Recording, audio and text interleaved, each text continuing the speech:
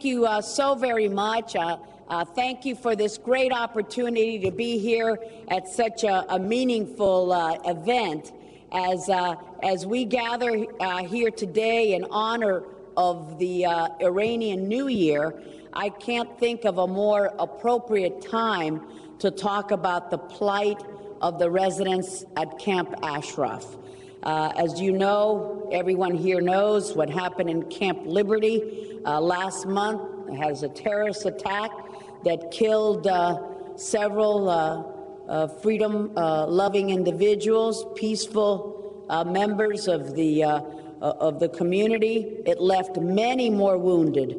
And this act, as we know, was reprehensible, but it was preventable. I joined my friend and colleague, and your friend as well, Judge Ted Poe of Texas, in introducing House Resolution 89 that does two important things, among many.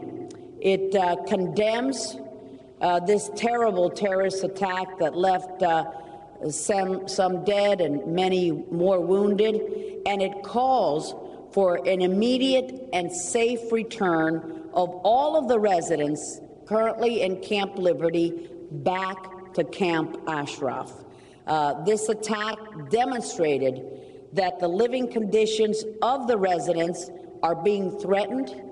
It demonstrated that their safety is in jeopardy as the threat of another attack by the Quds force could be imminent. And that is our greatest fear, that the worst is not over, that more could be coming. And not only that, but it demonstrates that the United Nations and the Iraqi government have not lived up to their promises. Their promise was to ensure the safety for all of those residents in Camp Ashraf who've now been relocated to Camp Liberty. So it is time for us in the United States to show the United Nations and the Iraqi government what it means to keep one's word. We need to help facilitate the prompt and the safe return of all of the residents from Camp Liberty back to Camp Ashraf, where they can be better protected. It has been their home. They deserve to be back home. And this is an urgent humanitarian situation, and time is of the utmost essence. Let us not run the risk of being here again at the next Iranian New Year, lamenting our lack of action. So I have been urging my colleagues in a speech that I gave. Congressman Cotton also spoke. Judge Poe has spoken. So many others have spoken, urging our colleagues in joining me in calling for Judge Poe's bill to be debated on the House floor as soon as possible. I think we have my congressman, my colleague from Florida, who's just joined us. Come on over here, Trey. Come on over and say hello. And Trey Raydell from the west coast of, I think of it as the west coast of Miami. And when I came in here, Trey, they had pointed out right there where those young men and women are two portraits, Mansour and Hamid. And these are two individuals who just recently passed away from the injuries of that terrible terrorist attack. And I know that they were friends of many of you here today.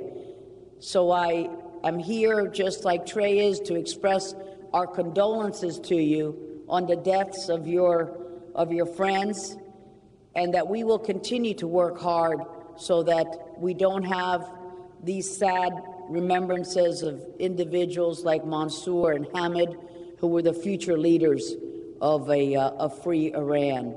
But also, juxtaposed with that sad memory is this hopeful and enlightened memory, which is the hope for a new year, symbolizing prosperity, symbolizing green for life, garlic for health, and that is the blessing of a new year. So we have a bittersweet day today where we mourn the loss of two great men and others who sadly passed before them. At the same time, we renew the universe with the promise of a new year. And may this new year bring about a positive change for all of the people in Iran and all of the Iranian exiles. And we hope that soon the residents of Camp Liberty will again be in Camp Ashraf. So my words are simply, as we celebrate this new year, that after we fought so hard for first the transfer of our loved ones, your loved ones, to Camp Liberty, and now to see that the T-wall, 17,750, has been removed, it doesn't make any sense. And we will fight to get the kind of safety and security for those in Camp Liberty. We will not rest. I, too, am a member and a co-sponsor and a proud co-sponsor of HRES 89. We want it now. We want to get it passed, and I'll help to get it passed. We will work with all of you to protect them, to get them good health care, to make sure that we save their lives. And as we leave this place today, we should, as we look out into the bright sun of a free America, we should never forget our friends who are standing strong in Camp Liberty and places elsewhere because Iran does not welcome them and they're not able to come to a nuclear-free or a democratic Iran. We must never, as the sun shines brightly in America over a democratic and free nation, I beg of you, as you leave this place with a new year and a new opportunity, let us commit ourselves that we will not, never on our watch, forget those in Camp Liberty who are reaching to us to carry their message and to set them free. We're all aware of what happened on February 9th when dozens of rockets were fired into the camp formerly known as Camp Liberty, where 3,100 people live. And we saw that 7, and I believe that we may have had even someone else who died of their wounds, but 7 unarmed residents were killed, more were wounded. And I'm particularly concerned because at the camp they had these concrete T-walls, over 1,700 of them. They were around the trailers that were designed to protect the residents if, God forbid, there was an explosion, because this was not an unpredictable act. And those 1,700 T-walls were removed from around the trailers. If they had remained, fewer lives would have been lost. And it is time for all of those who are concerned with human rights in the world to ask the Iraqi government why concrete structures designed to protect people from blasts were removed in the months prior to when rockets containing explosives were fired into the camp. Now, we know that the Hezbollah brigades, an Iranian government-affiliated group, has claimed responsibility for the attack and warned that others would follow. I joined with Congressman Ted Poe. Ted and I are the chief Republican on the one hand, chief Democrat on the Terrorism and Nonproliferation Subcommittee, and several of our colleagues to introduce House Resolution 89 to condemn the attacks and to call on the administration to take strong steps to protect the residents of the camp. And, of course, the terrorists who launched those rockets need to be brought to justice. Camp Huria seems to have been designed more as a prison camp than as a camp for those who are refugees. We have to ensure that the Iraqi government takes meaningful steps to provide better security and better living conditions.